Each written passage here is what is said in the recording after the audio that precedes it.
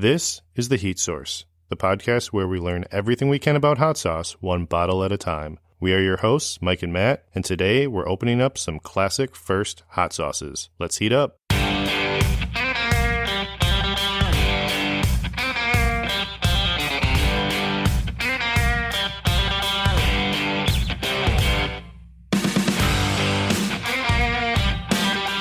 Welcome to the Heat Source podcast. We're your hosts. I'm Matt. I'm Mike. And this is our first episode ever. That's crazy. We're doing it. I don't think it was going to happen. Even today, I didn't think it was going to actually happen. No, had some technical difficulties with the mics, but I bought too expensive of equipment. I spent $8 and I should have spent $7 like Matt and our headphone jacks. Yeah, we are very much a startup podcast, so we are all about the cheapest quality, and you did not realize that when you got your equipment. I was pleasantly surprised to walk downstairs. We actually have a sound studio. It is 2 Lowe's moving boxes with 1.5-inch foam with microphones inside the boxes. This is a introduction episode, just to get to know who we are. I know some people have seen us on Instagram with some of the posts just to lead into what we're doing. Got a lot more response than we expected from the Instagram posts. I think we're over 250 now on followers, which, wow. So thank you to everyone that's following us without hearing us yet. Yeah, I don't know if I'm going to thank them yet. I feel like there was so much support right off the bat that we felt not pressure to do it, but it definitely nudged us for sure. It definitely kept us motivated. I probably would not have been pushing as hard to get these episodes recorded had no one noticed that we were doing it. I was surprised people were supportive, not knowing if we sounded like Gilbert Gottfried or not. And so that is some blind faith that I don't normally see. Props to you guys for being so open to people you don't know about. Yeah, so just a little bit about us. I think I posted on the gram before that we're 2 guys from Michigan.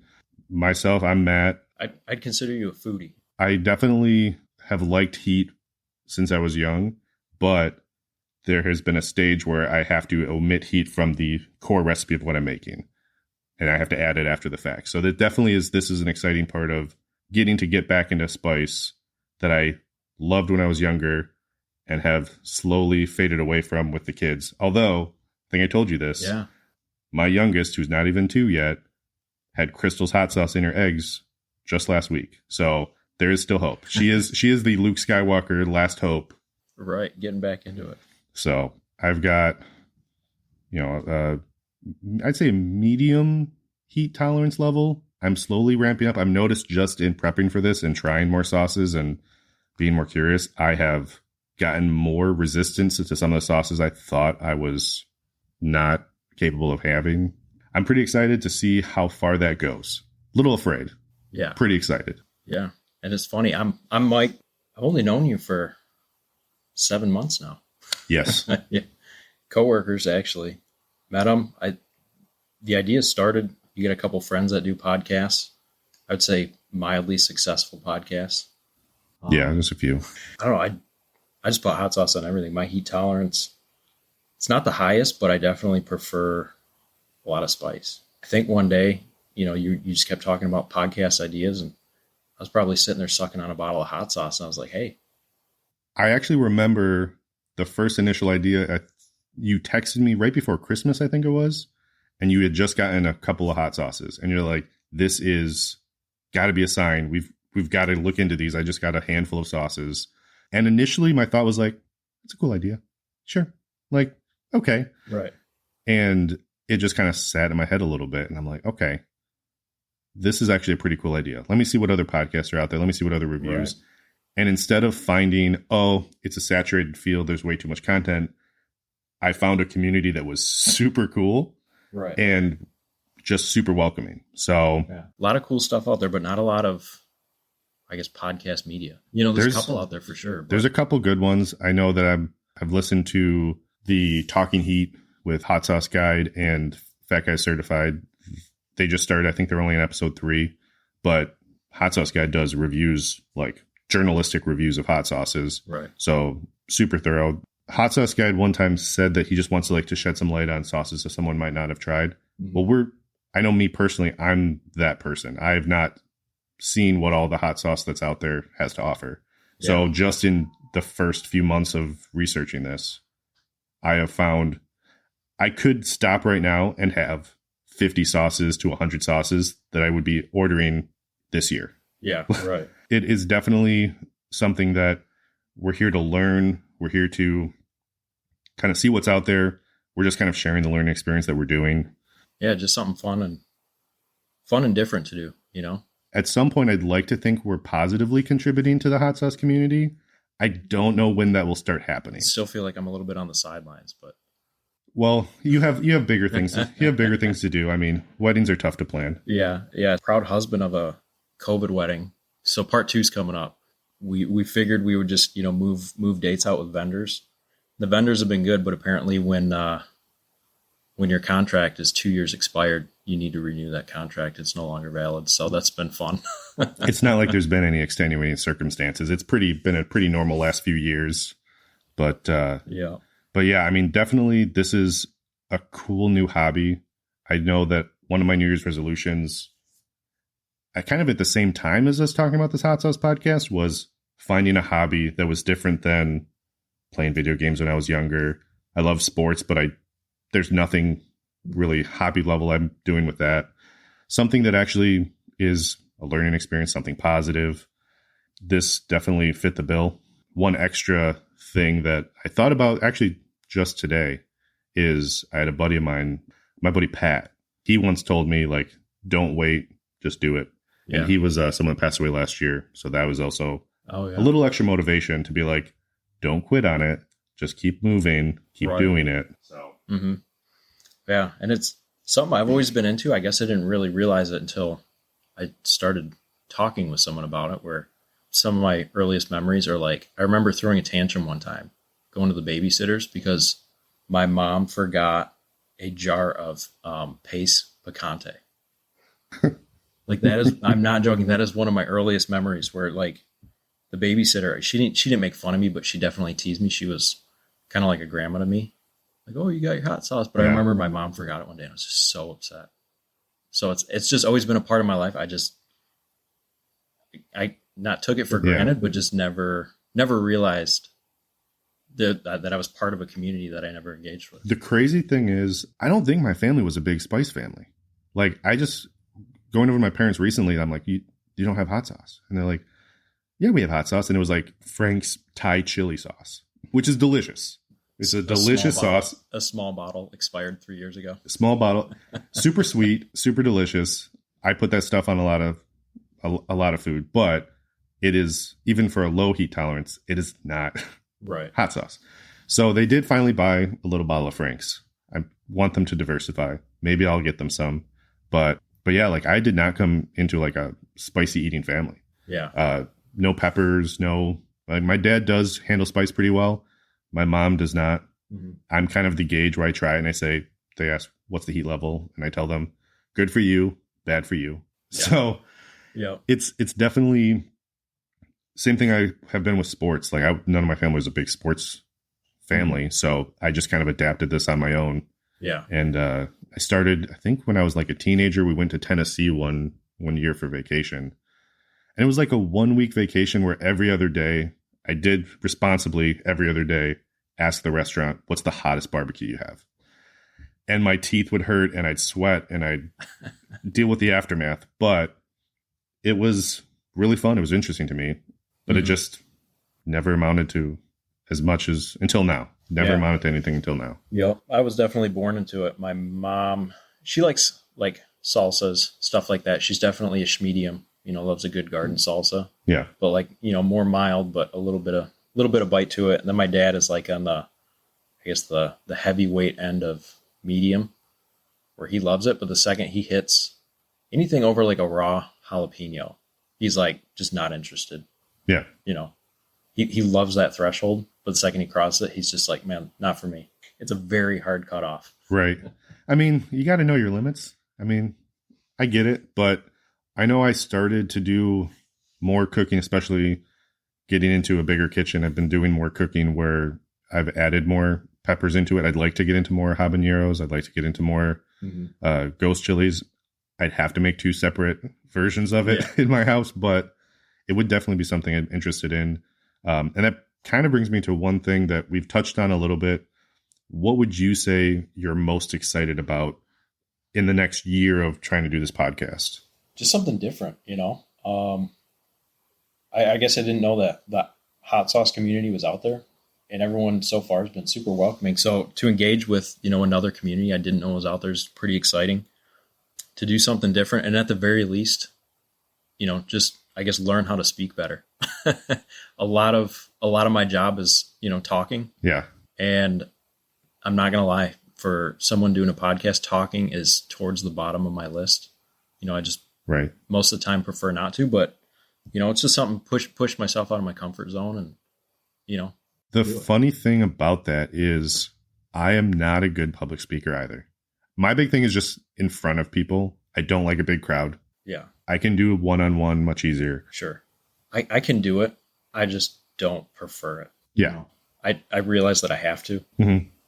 and I just kind of deal with it. But I tend to drop a lot of ums. So I figured if nothing else, if I do decide to listen to these podcasts, I can kind of keep an tally and work on that. If there's too many I'll just tell you not to listen. I'll edit it and then tell you. There is software out there that takes them out automatically. It costs money, so we're not doing it. But I would need the premium version of that. It would be one of those steam and heat coming from the machine saying just overload. Yeah. One of our coworkers, this is, you know, on our regular day jobs, Eric, he when we would present on conference calls at our last job, Mm-hmm. we used to keep tallies of each other, and we kind of, you know, push ourselves to get that countdown. But I think it got to the point where we just gave in. We're like, let's see how many we can drop in a conference call. Oh man.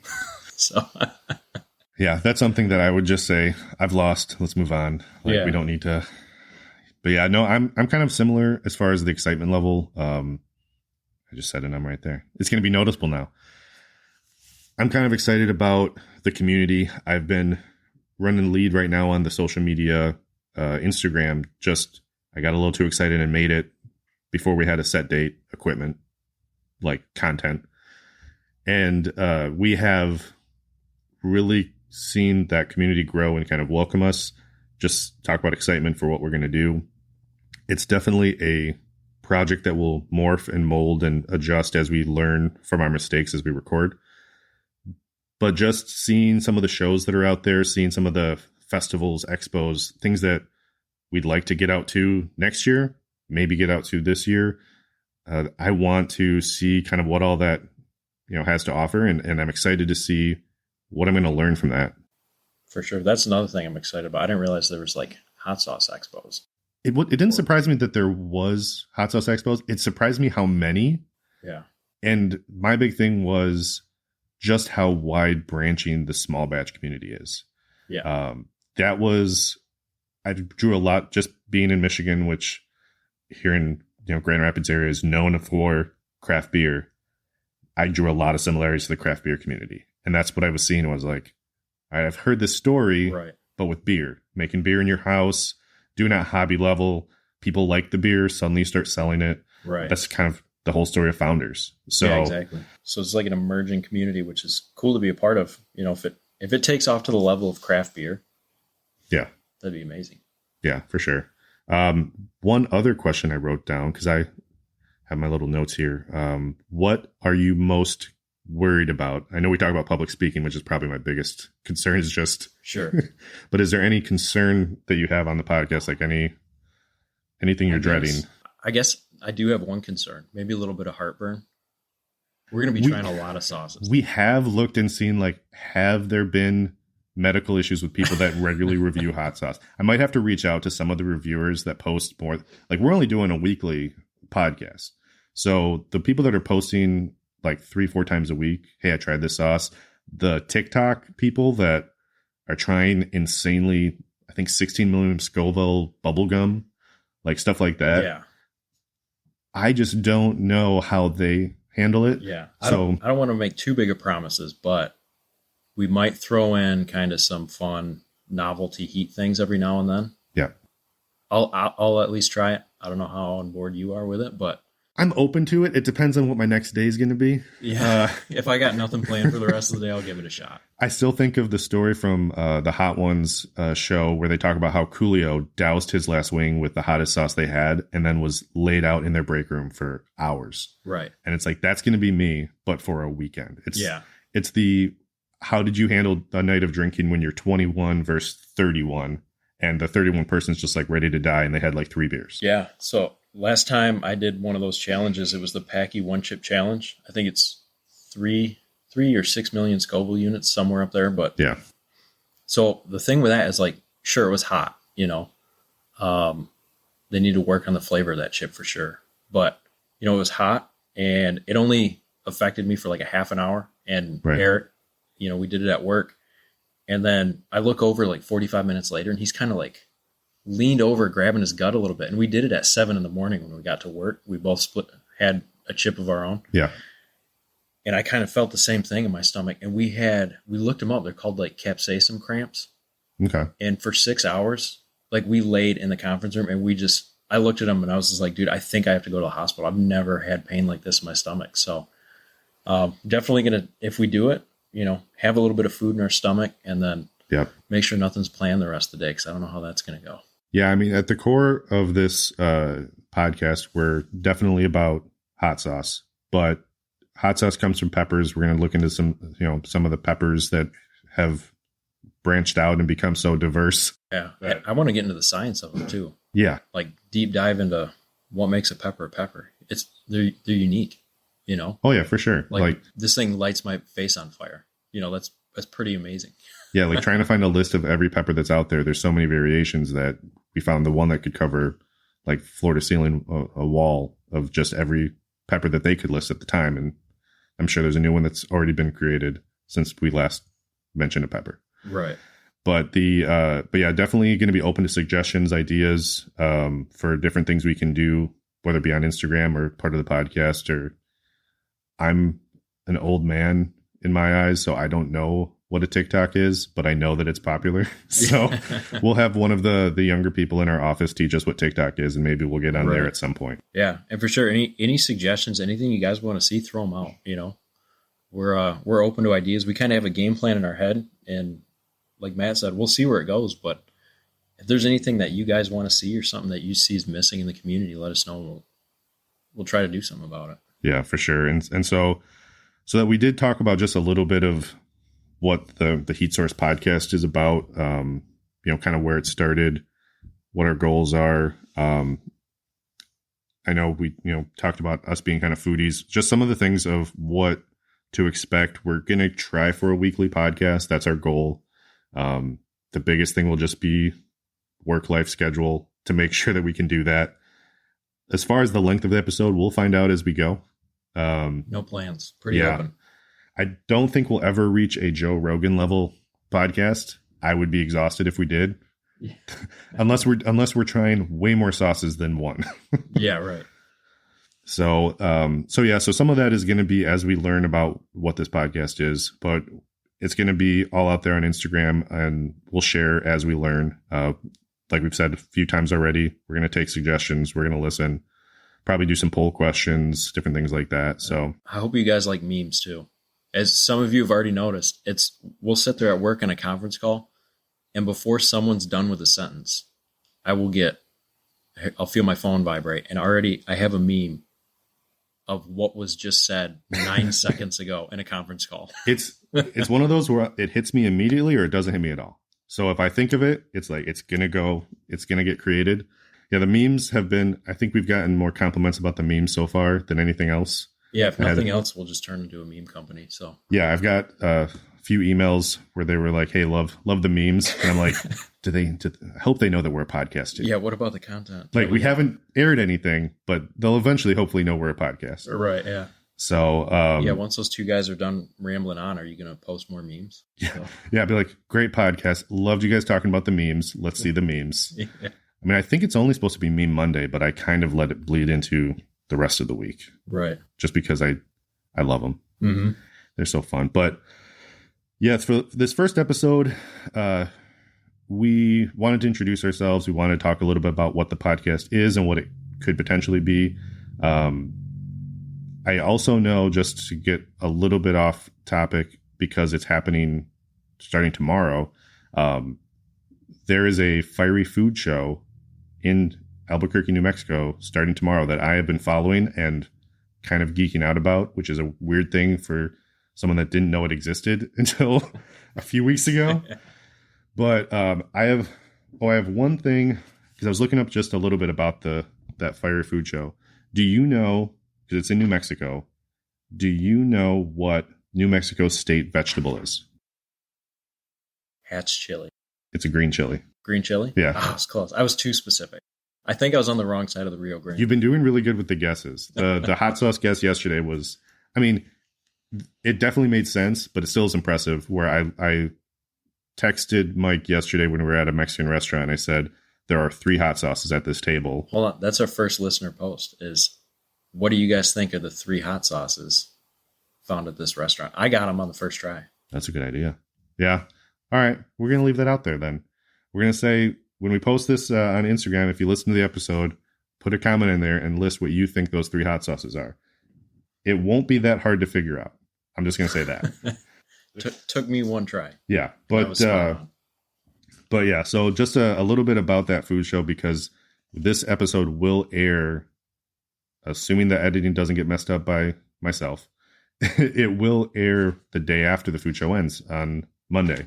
So it is the 35th annual food show, fiery food show. It is now in Albuquerque, New Mexico as of 2006. Just moved over there. I'm actually excited to see what they have on there. I've been watching the Instagram videos. I wish they had like a live web feed, because I would totally do that. Right. But also, it went from, the original one was 47 exhibitors. It's now to like 120.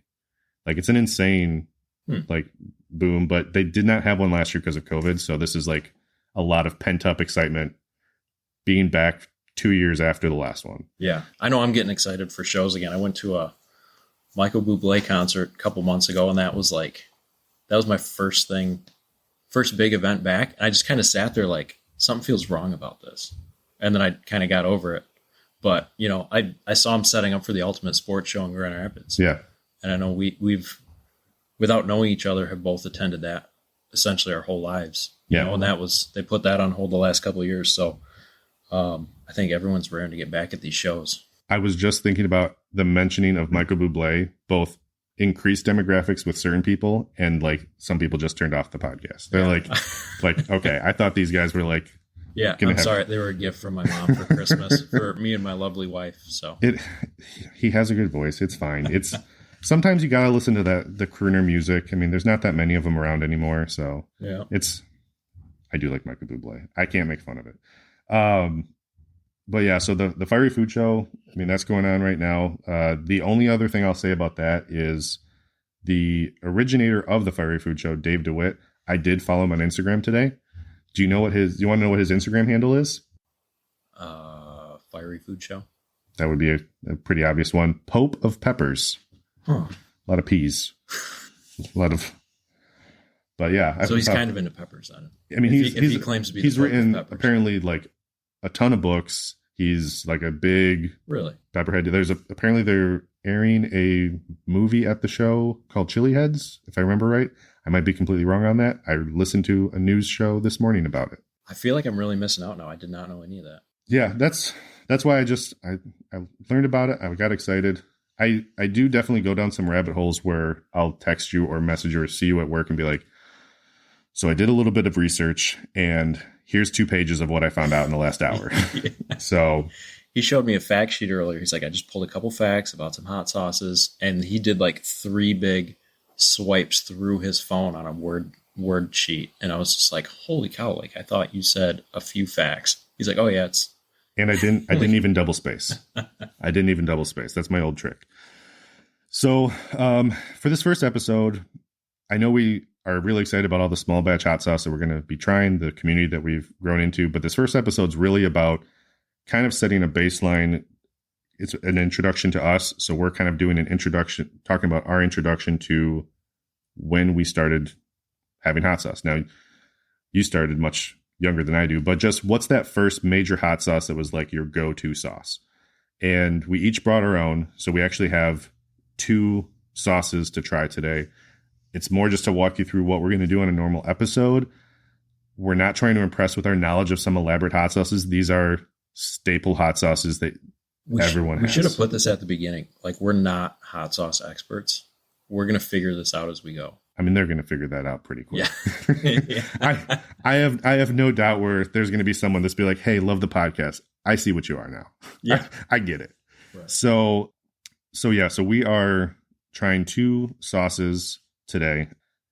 I'm going to go first because my fact sheet has my stuff first. But my sauce that I brought today is the one you find in any grocery store just across the U.S. It's the Louisiana hot sauce. As they say it, the perfect hot sauce, which I used to have this in my fridge from pretty much the first house I bought for a decade.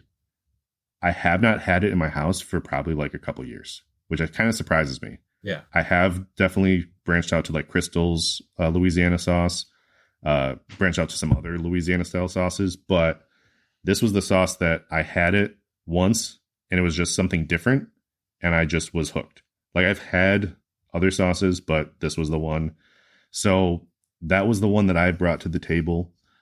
I'm going to let you introduce yours first, and then I am going to go through some of these facts that I have. Yeah. So I have, and this is probably, you will not find a diner in the Midwest that does not have it. And you guys probably already know what it is just by me saying that. Frank's Red Hot. It is probably found in most refrigerators or cabinets. You know, it's found in most houses in the USA. So, the Frank's Red Hot, I definitely am going to say that that's the more popular of the 2. I don't know the numbers, but I just know Frank's is just, it's just staple. It's everywhere. And I really don't know if it's across the US, but you can go anywhere in the Midwest and find it. Yeah, for sure. Like, you go into any restaurant, say you have hot sauce, they're going to bring you Frank's. Like, you might get Tabasco, but Frank's is always there. Yeah, I mean, it definitely has some different historic moments in the hot sauce pantheon of its history. But I'm going to start with a little bit of research, and this was a small deep dive I did on these. Hopefully, we can get the same level of research and deep dive into some of the smaller hot sauces. For those, we're definitely going to be reaching out to creators for a little bit more input from them. I had, just to throw his name out here because he's been super proactive in reaching out to us already, Lauren at Hot Graham Sauce Company. He sent us an email that was just their rundown, like 3 like huge paragraphs of their history of how they started in the sauce game. And it was really cool to read, but I'm like, we need to reach out to people more and get that. So Frank's and Louisiana hot sauce did not reach out to me. Not yet. Not yet. Not until I hear this. Yeah. When comparing other sauces, I worry that these ones aren't going to kind of be as highly rated, but they might not be as happy about that. Right. I think they're doing fine though. Yeah. But about the Louisiana hot sauce, it originated in 1928 in New Iberia, Louisiana, which is going to come up a couple times, I think, in both this podcast and probably some more. It was introduced by Bruce Foods. It actually was only 10 miles away from the Tabasco plant, Avery Island. Oh, so I guess I didn't realize, like, are they direct competitors? Was it like Ferrari and Lamborghini? Lamborghini was just like, hey, I can build a car better than that Ferrari. I know that Tabasco came out first. I don't know if they were direct competition. I know they do things a little bit differently. That's just from a very loose knowledge of it. But it is interesting. It's kind of like a North Carolina Duke kind of thing, like just down the road. Mm-hmm. There's a competitor that's been around, almost 100 years. Just for an idea, do you know, like Scoville range for one of these is like 500 to 1,000, probably closer to 500 Scoville units. Mm-hmm. Do you know what it is before they dilute it when they make this? Do you have a guess of what this might be before they dilute it? It's made with cayenne pepper. Yeah. 25,000. It has like about 30,000. Yeah. Because they said the cayenne peppers are like 30 to 50,000. And they dilute it with vinegar. Yeah. Yeah. I'm going to double check the ingredients here because I know it's only like 3 ingredients. What I find amazing, and I'm sure we'll deep dive into this, is a lot of these hot sauces like this, like Tabasco, Louisiana, something like that. Mhm. A lot of them are like the same basic ingredients, but they all actually taste really different. Yeah, I know there's a lot of extra science to it. I mean, we've seen a couple videos about the science behind fermentation and barrel aging and things like that. But I know like this one is aged peppers, distilled vinegar, salt, like 3 ingredients, simple. Yeah, and this Frank's Red Hot, aged cayenne red peppers, distilled vinegar, water, salt, garlic powder. Yeah. But they taste very different. Like if you did a blind taste test, you'd be like, oh, that's Frank's and that's Louisiana. It also, I've noticed, points to where the small batch community kind of have evolved from, where these are both staples. No one really dislikes them as far as like the general population. It's a pretty popular sauce, but after a while you want something different. Yeah. And if you're like, hey, have something different than Frank's, have some Louisiana hot sauce. It is different. It's not drastically different. Right. Like they're good, but I see these hot sauces, like I put them on the same level as like salt and pepper. Yeah. It's like, it's not blowing my mind, but it's a good flavor that I want with my food. Oh yeah, for sure. It's not that these aren't the hottest sauces. I mean, that's less than 1,000 Scoville on this. One thing I did find interesting about the Louisiana brand, because our grocery store only usually has regular or extra hot, there are a lot of flavors out there on their website that I don't know if they're just, you have to order directly or we're just in the wrong part of town. Yeah, you probably only can get them in the South. Probably. I mean, I'm betting Louisiana must have a spread, but they have, just to do a quick rundown on the sauces, because there's some interesting ones on this. They have their original habanero. They have a chipotle red chili, a roasted garlic, which I'm always a sucker for garlic, a roasted pepper, a jalapeno green, which I've never seen for Louisiana hot sauce in a store. Right. But I've seen the El Yucateca, Tabasco. I've seen other green sauces. Sweet heat with honey, which would probably be pretty good. Hotter than hot. And then a small batch 1928 bourbon barrel aged. I don't know what that costs, but it's got to be more than the $4 I spent on this one. Yeah. What was that sweet one you said? Sweet heat with honey. I feel like they'd be good on wings. Yeah. But yeah, so they definitely have some diverse flavors out there for this one. Yeah, they do a minimum 1-year aging process, though, for this one. Interesting. So I know that some of them are longer, some of them are shorter, but this is a 1-year aging process for this one. Do you know if they do like the cover the barrels in salt and chip it away after? I don't know. After a year. There was not a lot of videos on the Louisiana one, so I don't know what their process is, because I think that was Frank's. Was that Frank's or was that Tabasco? I think it was Frank's. Yeah, I think that was Frank's. It was Modern Marvel's YouTube had me glued to the screen. So right.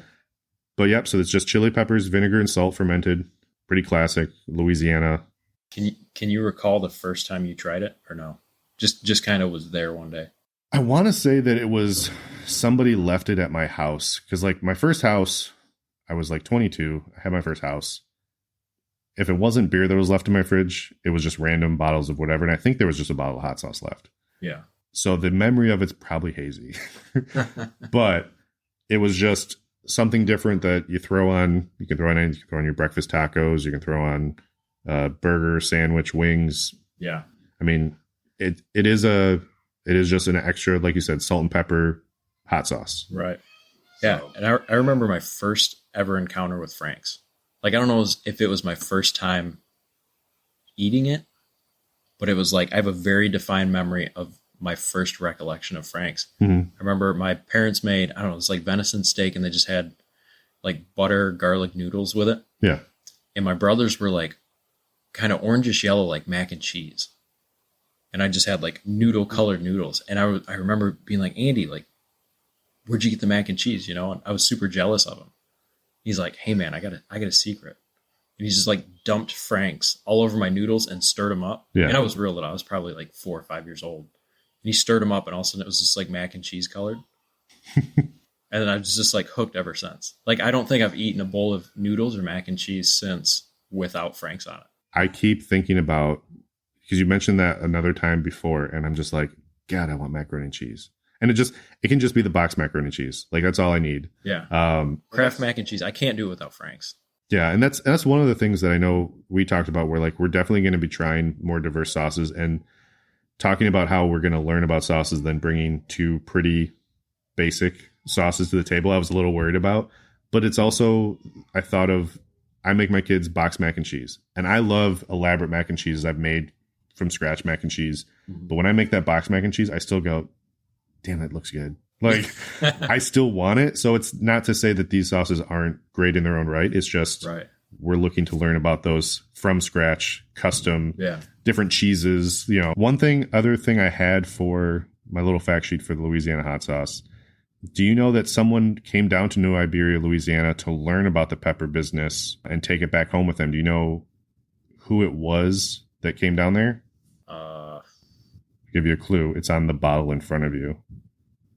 Frank? Farmer Jacob Frank went to New Iberia, Louisiana to learn about the pepper business and find makers of a cayenne-based hot sauce instead of the Tabasco pepper. So it is different. Tabasco pepper versus cayenne. Gotcha. I had researched this 2 weeks ago and forgot about it. So the question earlier. I'm kind of embarrassed. The Tabasco versus cayenne pepper thing. Yeah. It just didn't dawn on me. Again, this is a learning podcast. We have a lot to learn. Right. Yep. And farewell to the 3 out of 5 listeners that are still remaining. Oh, bye, Mom.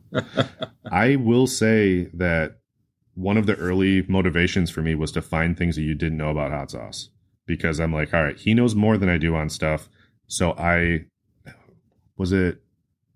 you knew about capsaicin, but it was the casein protein in milk. I brought that up. And you were like, I'd never heard of it. Yeah, that was a feather in my cap for like the day. I'm like, got it. Also, I found out that the milk, well, we do have milk for my youngest, but the oat milk that I use for my protein shakes doesn't have that. So it is pointless against the heat. Huh. So don't go alternative if you want to deal with the heat. Yeah. But that was all I had on the Louisiana. I do have some stuff on Frank's, but I think, did you have some notes on Frank's at all, or? Nope, all you. Okay. I have a ton of wedding planning notes. Oh, cool. So. That is a different podcast. We need to get to 1,000 downloads before we can do a wedding podcast separately. Right. That's a side quest. But with Frank's Red Hot, it definitely has been around longer. The recipe itself dates back to 1896.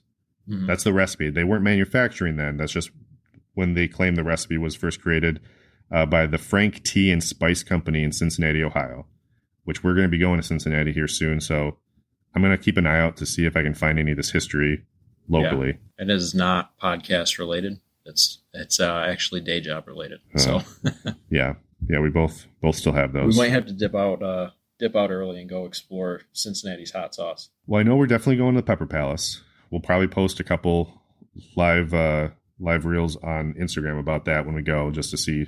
I've never been to Pepper Palace, any of them. I've been. It's just it's like 4 walls of hot sauces. Like, I guarantee there's some hot sauce makers on Instagram that we've interacted with that probably have bottles in there. Okay. It's like everything you think of is in there. Yeah, so I'm excited to go see it. I just so you know, we are following Pepper Palace on Instagram. I definitely have found anyone that I find remotely connected to the hot sauce world. I'm like, I'm following them. Like, this is really cool. I'm going to follow them.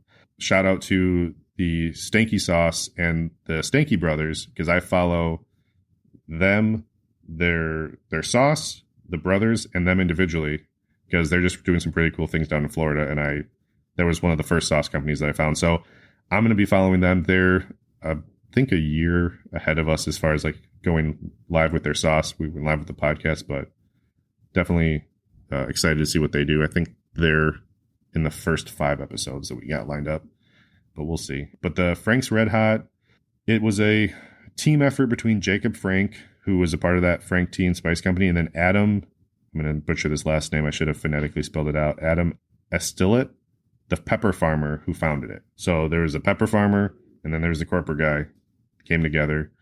It did not enter actual markets until 1920. The original blend is 450 Scoville units, and the extra hot is about 2,000. So that's not bad. It's like salt and pepper. I'd like to get to a point where we try something and I can get within a couple thousand. Be like, that's it. Yeah. I would like that to happen. I think it's going to take some time. it's either going to happen or my taste buds are going to get numbed to the point of no recognition. But it's now owned by McCormick's. I mean, pretty well-known brand. The deal when McCormick's bought this was kind of interesting to me. So McCormick's was kind of making moves. They bought Frank's Red Hot and French's Mustard. One deal. Huh. So McCormick's, they're Mr. Monopoly. Yeah. Like they're definitely in the dominating the condiment spice game. Yeah, they're definitely in the monocle buying business. It's just French's, Frank's, monocles. That's all they have. Huh. But also, do you know? I know it's pretty famous, but do you know that Frank's Red Hot was the first sauce used with buffalo wings? I did know that. That one, Buffalo, New York. Yep, Buffalo, New York. I had a untrustworthy source, Wikipedia, that said that they didn't use Frank's when they first made it, like their first test of it. Mm-hmm. But I know when they were selling it, that's what they said. They were using Frank's. Gotcha. But they said it was a cayenne pepper sauce. I'm like, I don't know what else they would have. Right. I've had Frank's on wings. It's good, but I prefer the I can't think of it. The Frank's buffalo sauce. Yeah. Yeah. I love that stuff. And I'd have to look at that. I feel like, do they just add some things to thicken it so it coats better? Because I know original Frank's, you have to melt with butter. I think there's just butter in it. Yeah. I think it's original recipe with just more butter in it. Yeah, because that was what I was thinking, is that the wing sauce is just coats better. But yeah, so they definitely were a part of that, the Buffalo Wings start in Buffalo, New York there. Also, okay, so this is one of those things I found out that initially I was going to go to your office and like, I can't believe I found this out, let me tell you. But I waited because I'm trying to like mute some of these ideas or some of these things that I find. But Frank's is responsible for National Blue Cheese Dressing Day. Really? Yes. And it's not like that they just said there should be a National Blue Cheese Dressing Day and that was it. It was actually, in their words, infamous, because they tweeted, I don't know how earlier before that, but they tweeted that ranch and wings are two peas in a pod. And people got ticked. Really? Because how dare you Leave say out ranch? Blue cheese. Yeah. I mean, I personally am a blue cheese wing guy. I love blue cheese. Yeah. So I do blue cheese. Even I think my kids even do blue cheese, which I was impressed by because that's surprising. It's a strong cheese. Yeah. Like you feel it in your nostrils. Yeah. So it's usually blue cheese dressing, so it's a little bit lighter, like from different restaurants. But there was such an outrage that Frank's, with the help of Drew Cerza, the Wing King, got July 16th to be National Blue Cheese Dressing Day since 2018. Really? And that is also my birthday. So blue cheese dressing is now a part of my menu on my birthday. That's funny. Well, it makes sense. So blue cheese and Frank's go together. You can go to, I think it's Blue Dog Tavern in Grand Rapids. And it's just like, it's almost like a tater tot bar. And yeah, that sounds you get so their good. blue cheese tater tots. And it is tater tots, blue cheese, and Frank's Red Hot. Yeah. It's fantastic. Made for each other. So I'm surprised it took until 2018 for that to happen. I'm worried. So here's something I'm worried about now with the podcast, is that the amount of food I'm going to eat at the end of each episode is going to be more than like my caloric limit for like a weekend. Yeah. Because I'm hearing all this stuff and I'm like, oh God, tater tots and blue cheese, and Frank's Red Hot. That's going to be hard for me. My wife's been letting me know, like, I already have my tux measurements. Mm-hmm.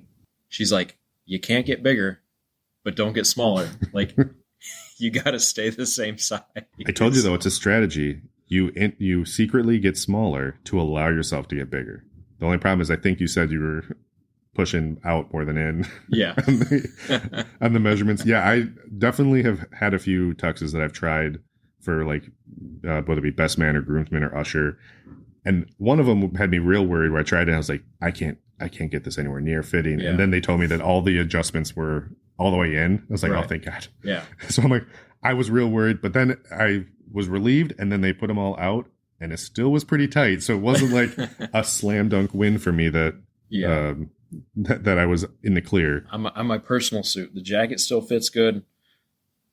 I'm pretty confident that someone swapped the pants out. There's no way they got that small. Right. Yeah. Someone pulled a quick one on me at the dry cleaners.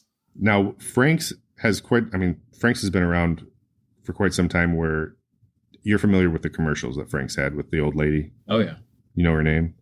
I don't know her name. Ethel. Well, her name in the commercials is Ethel. She was It's got her slogan right on the bottle. Does it? Yeah. Nice. That's good marketing. Jean Hamilton was her real name. She's Canadian. I have not, and I don't know all the intricacies of how to research different things other than Google. I know Google, Bing, is Lycos still a thing? Alta Vista? Like, do I have to go to the old school search engines? I cannot find a single thing that says if she's alive still or not. I have a 2018 article that says she's still doing okay. But she auditioned for the role at 86. Wow. And what year did she audition? I don't know why I didn't put that down, but I mean, it was a while ago. That might be an Ask Jeeves question. Yeah. If that's still around. It's got to be archived somewhere. I'm just going to use a different search engine for every episode. Shout out to Google, though, because, they run the world. But, yeah, she was a 3-time cancer survivor, which also had me worried trying to see if she was still around, because that's impressive. But she just decided she wanted to do something different. And she thought, I'm 86. Why not audition for this role? She wasn't an actress before. That's awesome. So, yeah, like, the commercials were pretty fun. Mm-hmm. I liked them. I like her way better. I was like, okay, just tell me that she's okay. Like, we've already lost Betty White recently. I don't need to have any more bad news. Right. But she, yeah, just an awesome lady. When the more you read, I wish they had a book about her. Eventually, they're going to do a movie. There's got to be. Sandra Bullock's just waiting to get a couple grays, and then she's going to be Ethel. Oh, that's funny. Like, I appreciate the fact that you thought of that. Not at any point in my life would I ever be like, you know what? What's the history of the sweet old lady from the Frank's Red Hot commercials? Well, I would have never thought of that, and I don't know anyone else that would have. I found an article about her, and it was really interesting. But then with anybody famous that's over, I don't want to offend anybody, but let's go like 75. Anyone over 75, I'm like, oh, I love that actor. I love that actor. I'm like, I hope they're still around. Yeah. Like, I did that recently with John Madden for football, and then he died like 2 months later, and I was worried that it was my fault. So you're just afraid to Google anyone else? So I don't you didn't Google happen to people look as up much. Betty White just before New Year's? I do not. I don't Google any of the original Golden Girls, even though now there's not any left. But I try to avoid all of those now. Frank's has way more sauces than Louisiana does. I wrote down a lot of them. What ones are you familiar with? Because we know that the original Frank's. The original, the extra hot original, the buffalo, and the extra hot buffalo. Yeah. I've had the... and I mentioned one too. I mentioned the sweet chili, which... I don't think I've had that one. And just looking at the bottle here... Yeah. I didn't know they had a sriracha. Yeah. Which sriracha's on our episode list. We won't be trying any of the sriracha versions of someone's sauce until we do the Hui Fong, because I have a lot of fun. That's a deeper dive than this one. I'm really excited about that one. So once we get into that, we're going to do some srirachas from Small Batch that I just had somebody comment on my post last night that said his go-to sauce is the one that he makes, and it was a sriracha sauce. And I think it was called like Sizzle Bizzle. And I'm like, I want that. Yeah. Like, I don't know what that means, but I want it. I like sriracha, and just to know that someone's making small batch sriracha. There's a lot of them. That's got to be good. There's a lot more. Like, I'm real interested in that. Yeah, there's a reason why everyone's using the name sriracha, even though it could have been trademarked, but it wasn't. I'm not gonna. That's a teaser. That's a teaser for an episode that I don't know when it will air. Huh. That might be 4 or 5 episodes. You just got some gears turning.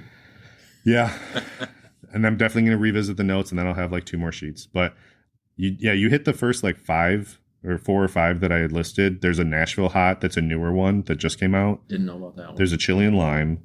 I think I've had that one. I've seen that one, I think. Yeah. Stinging honey garlic buffalo, which again, just throw garlic in something. Yeah. Just take every sauce that you make and then just throw garlic in each one. Right. I'm down.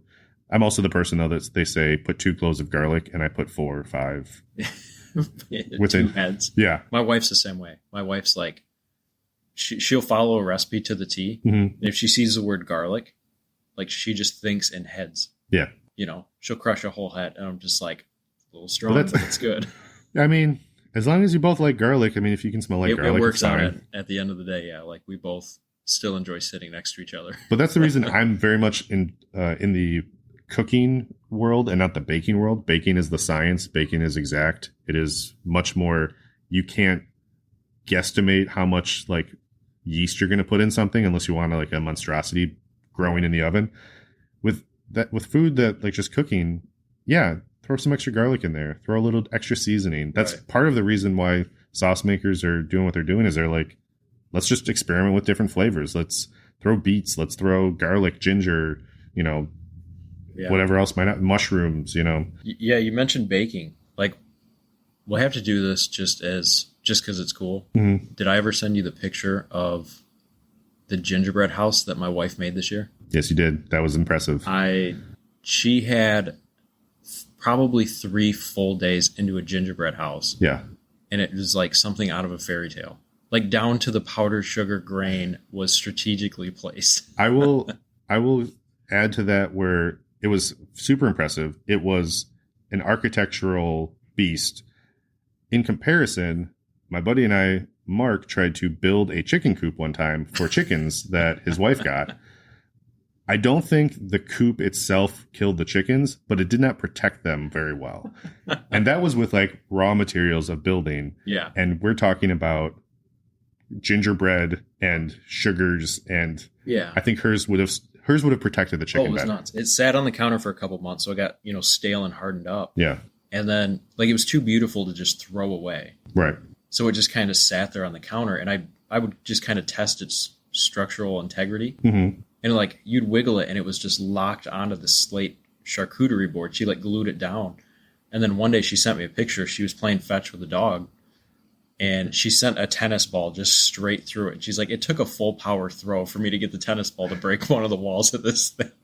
And yeah, we'll post a picture to the Instagram. It's a good one. Yeah. It's nothing to do with hot sauce, but since you said baking, why not? Yeah. No, that deserves as much attention as it can get, because I was very impressed. I've told people about it where I'm like, I wish I had a photo.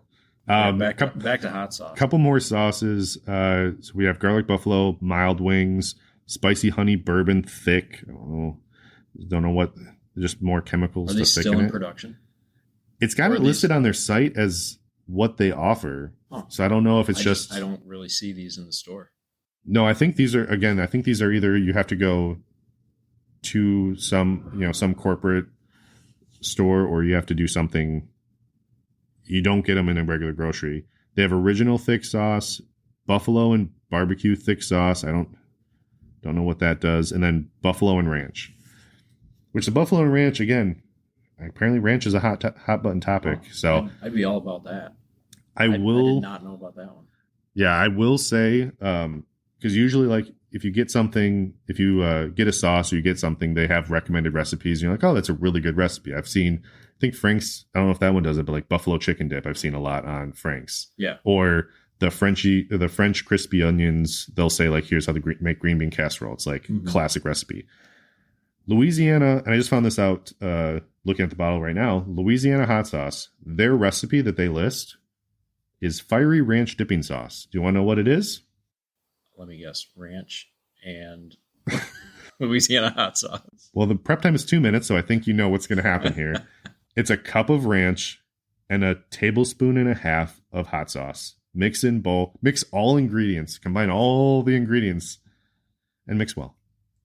Do you need a KitchenAid?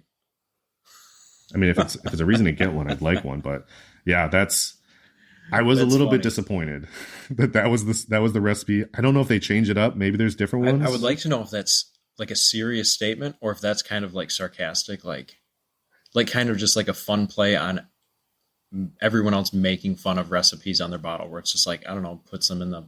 So here's the thing. I've put hot sauce or different spices in ranch so many different ways and versions.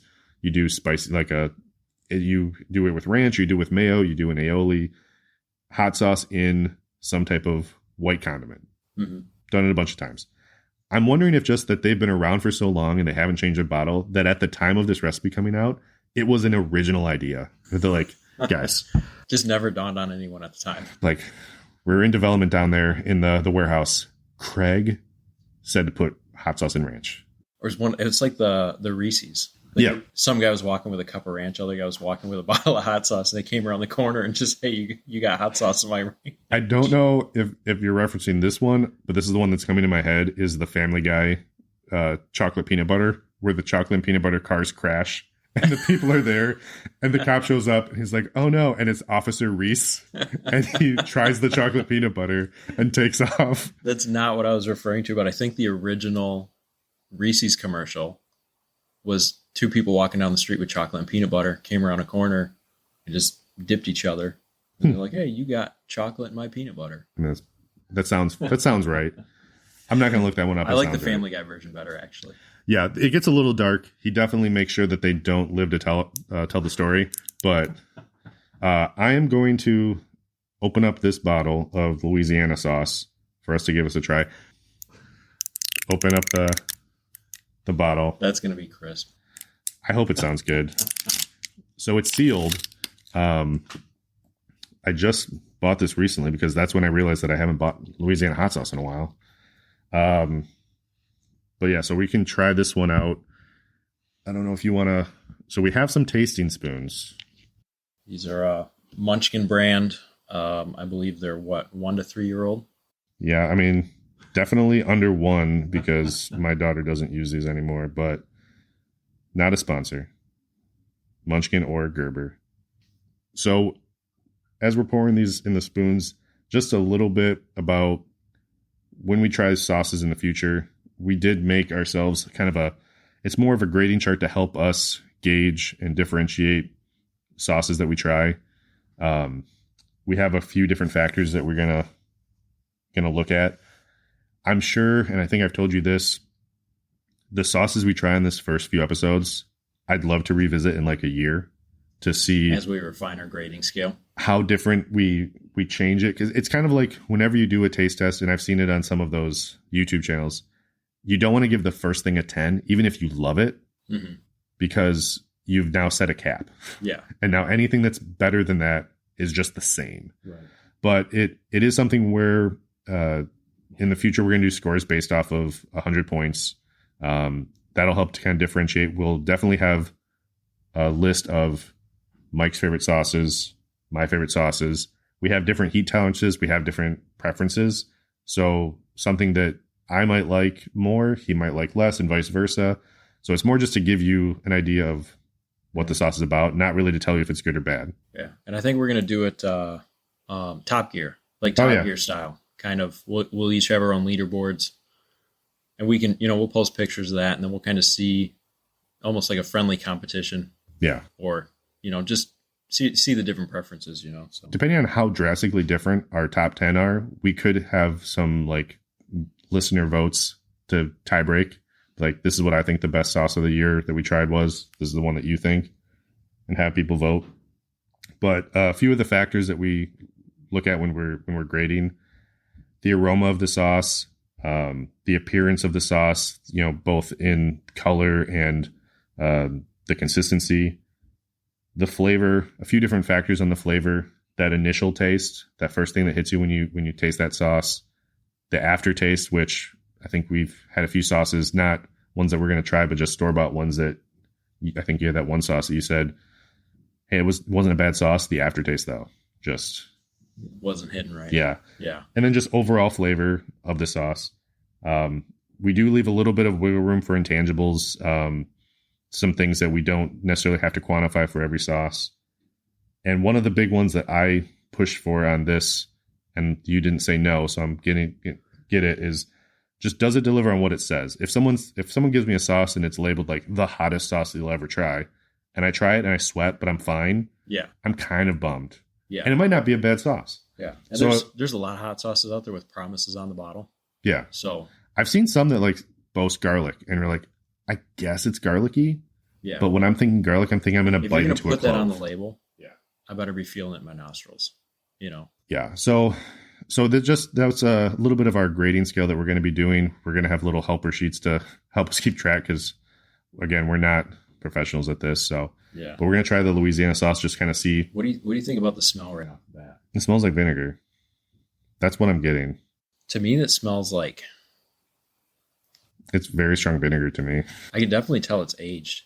Yeah, It has an aged, almost musty basementy smell to it. well, wow, really sugarcoated there. I mean, I'm not smelling like I just had a spoonful of just like straight up vinegar. It definitely does smell like it has some extra factors in there. It's just the vinegar is so strongly coming through on it. Yeah. So, I mean, it's a good looking, I mean, it's a darker red than the Franks, just looking at the bottles. The consistency is pretty typical. It's, runny enough where you could. Your classic hot sauce. Yeah. That's kind of the standard consistency. I would be worried if like a manufactured sauce like this, that's like goes through a bunch of processes, was like chunky. Yeah. Like a craft sauce. I've seen some where it's like super chunky sauces, and I'm like, that looks fantastic. It's almost like a salsa.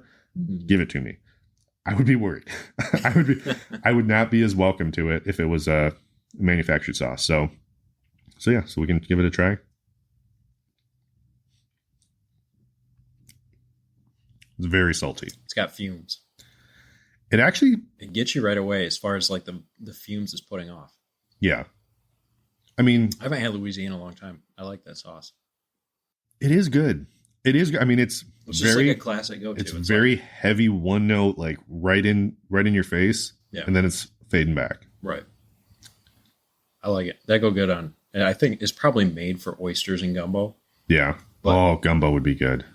I feel like that's exactly what it was tailored for, and that's what it'd probably be best on. Yeah. No, I agree. I feel like I probably should have been having this sauce more. I feel like I've neglected it now. I miss that. Yeah, I was just reborn to Louisiana hot sauce. The heat doesn't last. I mean, no. The heat's already there and gone, dissipating. Yeah. But it's got a kick. It's for sure. Yeah, I mean, we don't have a whole lot to compare it to officially, but I mean, from ones we've tried before, it definitely has a good kick in the teeth right to start. But yeah, I do know that this is a high salt content though, and Angela has reminded me. She's like, if they tell you your blood pressure is high and you're doing a bunch of hot sauce with a bunch of salt in it, and I said not all of them are. I've seen some. I don't want to spoil who it is, but there's someone that uses Himalayan salt, and they get compliments where like, I can have this and it's not bad for me like other hot sauces. They do say that peppers are good for lowering blood pressure, so it is a battle. Yeah. Between salt and the peppers. I wonder if the correlation between peppers and lowering blood pressure is peppers make you sweat and it just gets rid of salt out of your body. Like, is it that simple? That has to be your episode. You're gonna have to have a medical episode. Choked him hometown.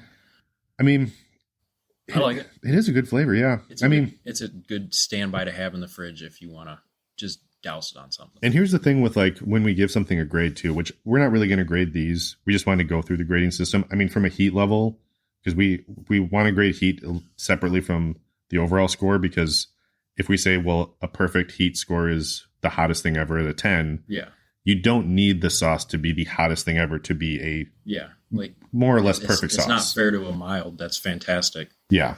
To be outdone by a good sauce that's ripping hot. But the heat level we've broken down from like 0 to 5. 0 is pretty self-explanatory. There's nothing. Nothing. You under-delivered on mild. You gave me essentially when we use 0. This is just cherry pudding that you put in this bottle. Do you eat cherry pudding often? I was trying to think of a red pudding. Okay. I was trying to think of because I was going to go vanilla pudding because vanilla is the most. Okay. But I was going red, and I was like raspberry. No, that's too like purplish red. Cherry pudding. Oh man. I'm gonna find one. I'm sure there's one out there. If I get a thing of cherry pudding at the grocery store, it will be on your desk on Monday morning. But 0 is no heat at all. 5 is the most like capsaicin extract. Like I don't want to eat that again. Not in like a flavor sense, but like that hurts. I mean, for me personally, I know there's going to be 4s that I probably won't want to eat again because it'll hurt so much, even if it's really good. Yeah.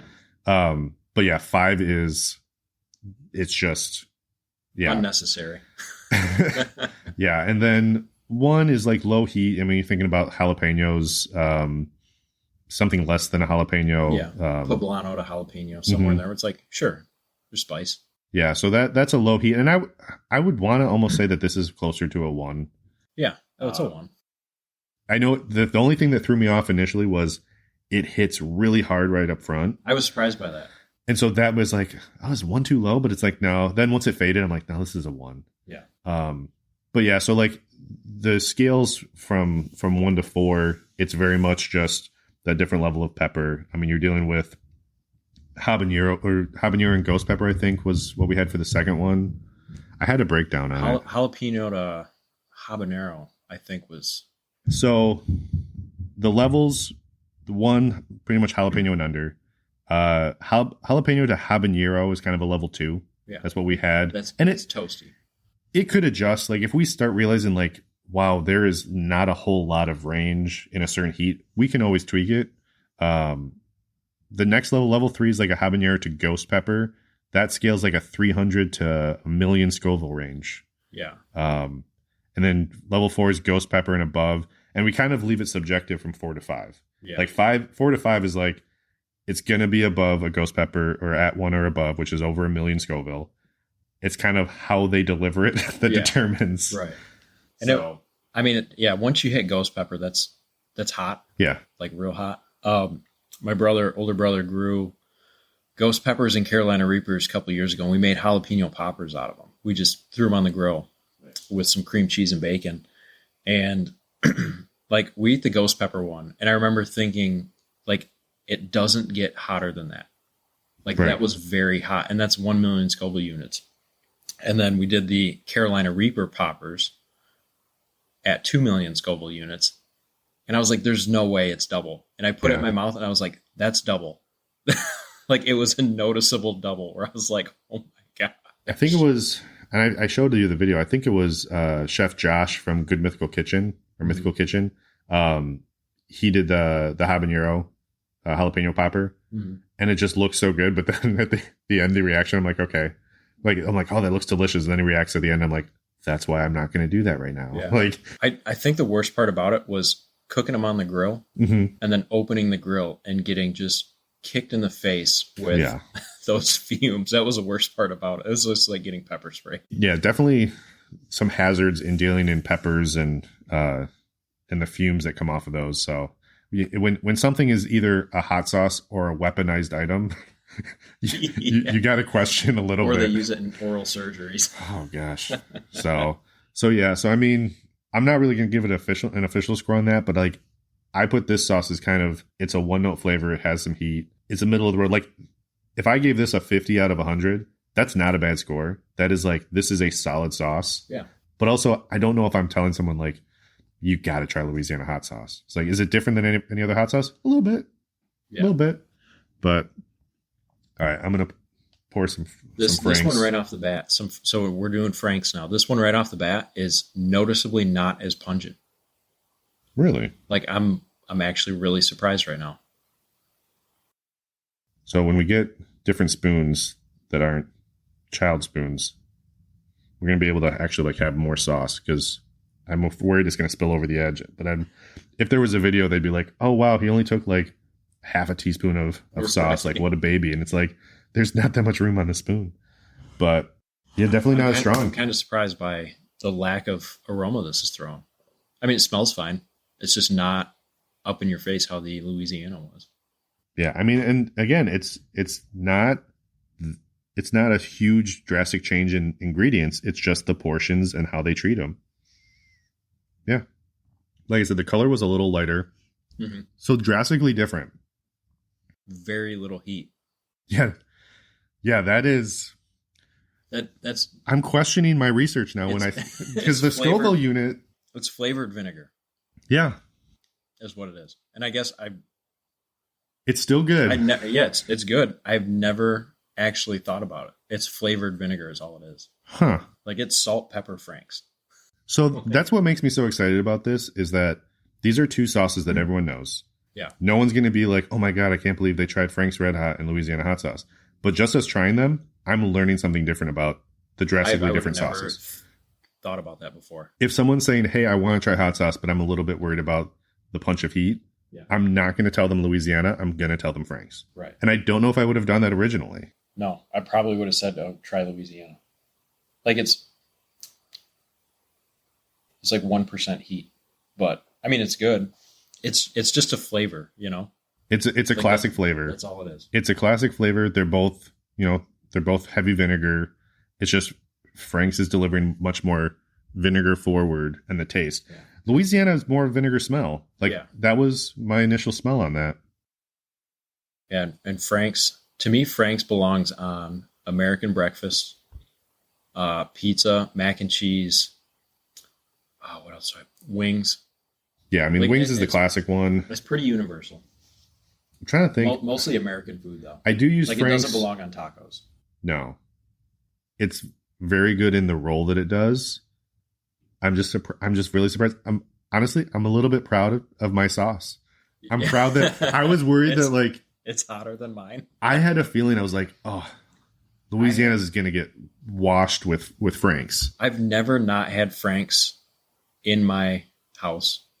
I go through it regularly. Yeah. Like it's like me going through a gallon of milk, and I'd never actually stop to think about it and do like a taste test on it.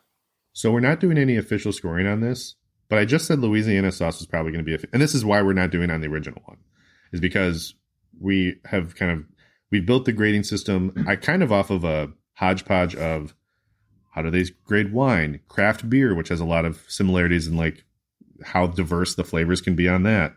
What was the other one we looked at? I thought we looked at another food, but we took a lot of grading systems. We looked at how people grade them now, and we are still doing, a lot of them do 10-point scales, but they do 10.6, 10.5. Yeah. We're still doing the same thing. We're just doing it on a 100-point scale, so we don't deal with decimals because we don't do math.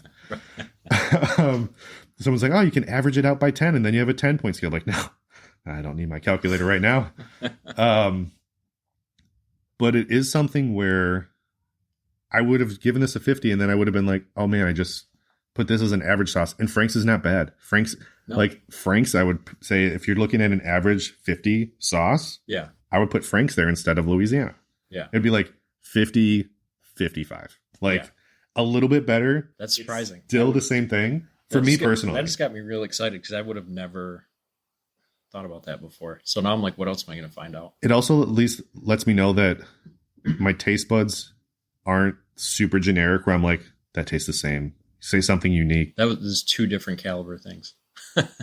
It's funny. If you were to ask me, thank you, Louisiana what Frank's tastes like, I'd be like, tastes like mac and cheese.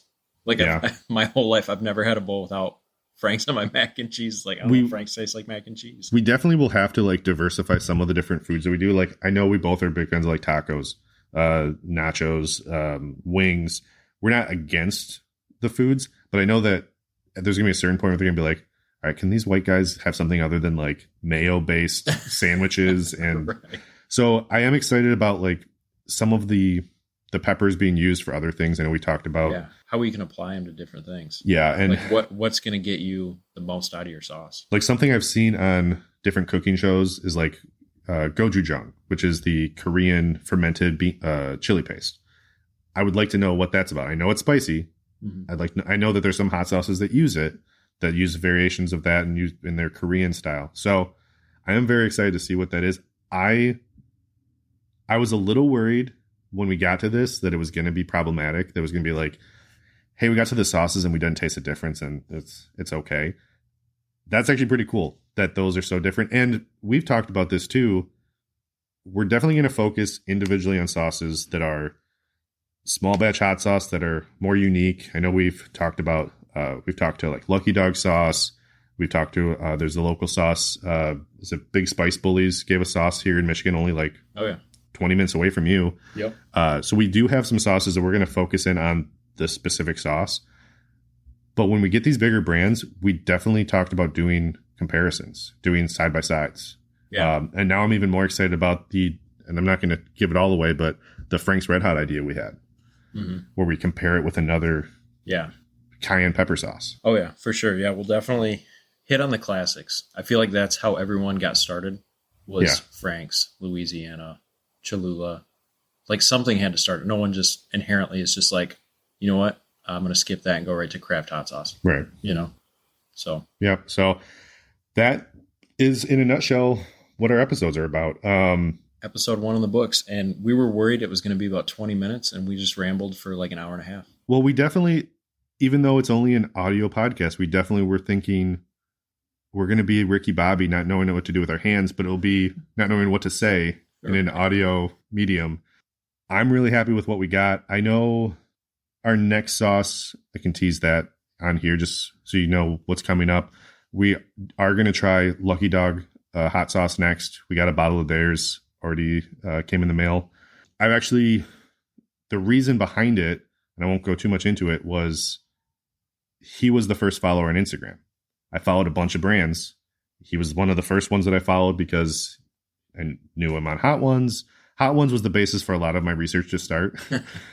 So I followed him. He immediately followed me back. He sent me a message. It was really cool. It got me really excited. And I'd already sent him a message saying, you're going to be our second episode. So we're going to do a Lucky Dog hot sauce. You'll have to listen to it to see which one.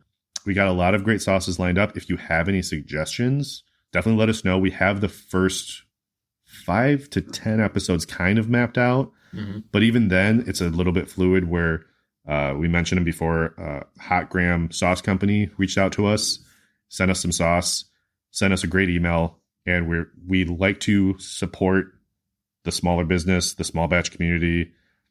I don't think Sriracha is really hurting for us to have our episode on them right away. So I don't think they have enough trees. Right. Oh, man. But if you have any suggestions, let us know. If you're a sauce maker and wants to try them, just let us know that you'd like us to try them. And just you having interest in us trying it, I would be really excited to see what that sauce is about. But yeah, a couple thank yous that I had just written down. Again, Lucky Dog Sauce, appreciate being the first follower on our Instagram. Galactic Hobo Sauce was the first person to comment. I love the names. Some of the names are way creative. I really want this to be a very family-friendly podcast. Yeah. I have not yet seen a name that like would make that cross the line. Some have been close. Yeah. Actually, I think I found 1 or 2 that I wouldn't be able to say if I want my daughter to listen to this. But Galactic Hobo is fine. Galactic Hobo is fine. Big Spicy Bullies in Michigan. Appreciate him reaching out to us really early in the process. Yeah. Hot Graham Sauce Company reached out to us recently and sent us sauce in like a minute and even emailed after to confirm like it was great. Jolly Viking reached out about interest about trying their sauce. A few others have reached out about us having them on the podcast, which we'd like to do, but equipment wise, we have to figure that out first. So we'll post another picture on the Instagram of our very high-end setups. It was actually secondhand from Joe Rogan, so it's pretty top of the line. Yeah, what we have going on. So by secondhand, you mean it was like in the dumpster out back from his old studio? But it was actually the boxes that his equipment came in. Yeah, the packing foam and the cardboard boxes that they shipped in. Yeah, it's definitely exciting. It's definitely a small startup podcast that's just hanging on by the equipment that we got. I do want to kind of pretty up the setup a little bit. We did get some stickers from different hot sauces that we'd like to put up somewhere. I don't know where yet. I know I spoke about him earlier. Hot Sauce Guide. He puts them on his fridge. He's got a fridge full of stickers. I'd like to do something that is a little mobile so we can take it if our studio changes from the basement while my kids are crying to someplace else. We can move it. If we have the opportunity to go to a show or even set up a booth at a show, I'd like to have those stickers out. But that's all down the line. Right now, we're just trying to learn what we can. Just figuring it out. Really appreciative of everyone that has reached out, that has sent messages, that has liked stuff on Instagram, that has commented. Definitely appreciate anyone that can share the podcast. Once we air it, we'll let people know on Instagram when it's live. Yeah, I think that about covers it. I think that's the episode. Yeah. In the books. Took us a hot second, but we got it out. So yeah, it was a rough start, but we got through it, and I hope we hit record. Oh man. That will be the final thing that we find out. So thank you again, and we will talk to you soon. We will see you next week.